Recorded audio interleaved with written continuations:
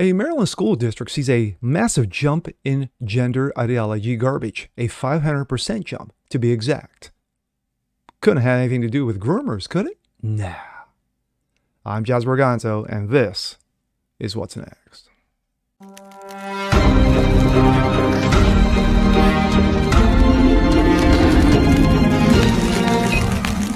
Hey, what's up, everybody? Jazz Borganzo here, another episode of What's Next, your daily dose. Hope you guys are doing well today on this Wednesday.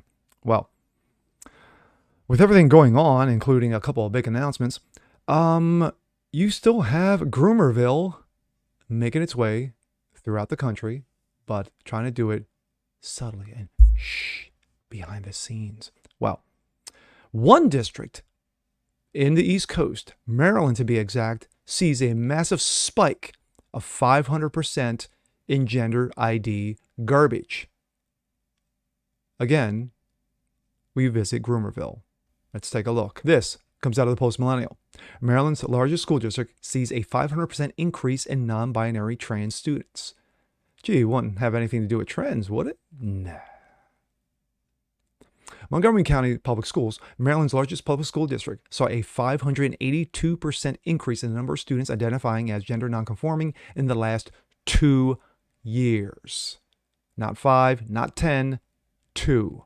According to internal information posted by an educator on Twitter, the Daily Caller reports.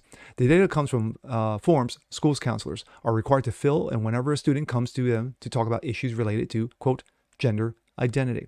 The self-reported stat appears to indicate an enormous, near 7-fold increase in gender questioning students in just the last 2 years. Yeah, teachers forcing the issue. It's called groomers. Let's hear a little bit from Abigail Shire. Of course, she has been fighting this on the forefront. I'm sorry, she's been on the forefront of fighting this. You get what I mean. So the State Department just put out a statement celebrating something called International Pronouns Day. What's that, you ask? Well, the State Department's here to tell you. Meanwhile, the Biden administration has promoted a biological man to the rank of a 4-star admiral and then told us all this is a massive victory for women.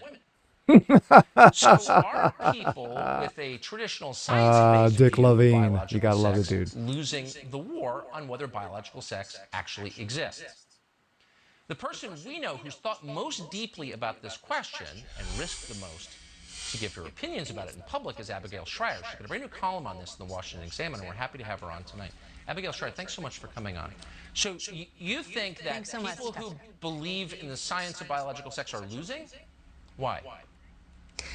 Well, I do. I mean, we've seen in the years since the Gavin Grimm case, this was the case planted essentially by the ACLU, in which a biological girl who had begun medical transition wanted to use the boys' bathroom, and this consumed conservatives for years.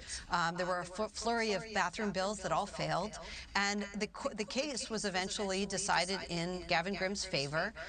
It was a massive loss and a massive distraction because, of course, biological girls pose no threats to boys in the bathroom. But in that time, America lost a series of battles on the gender war, which put activists in the driver's seat.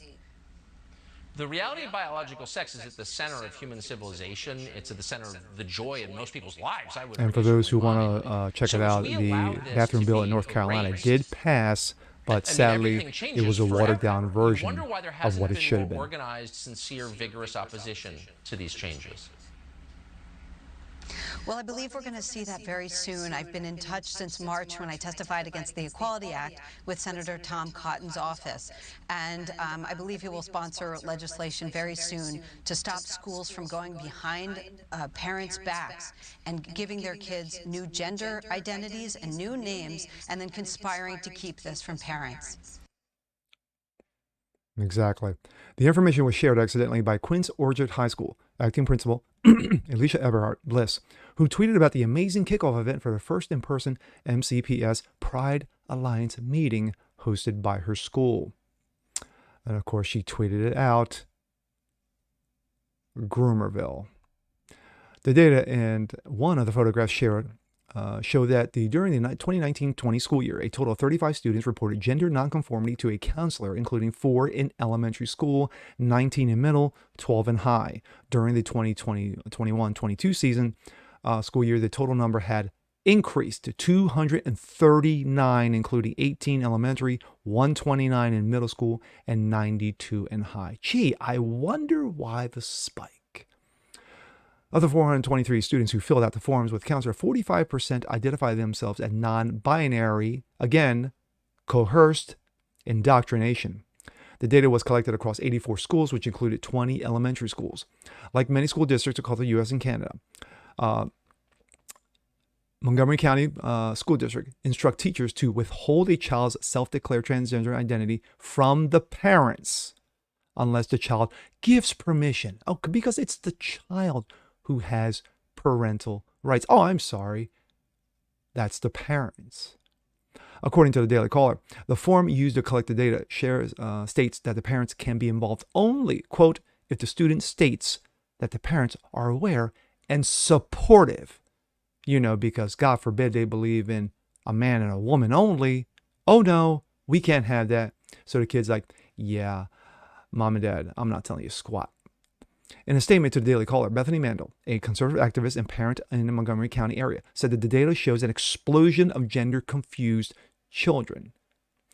This isn't data that's outside the world has seen before. It was accidentally shared and is incredibly illuminating, Mandel said. This is a clear explosion of gender-confused children over year after year.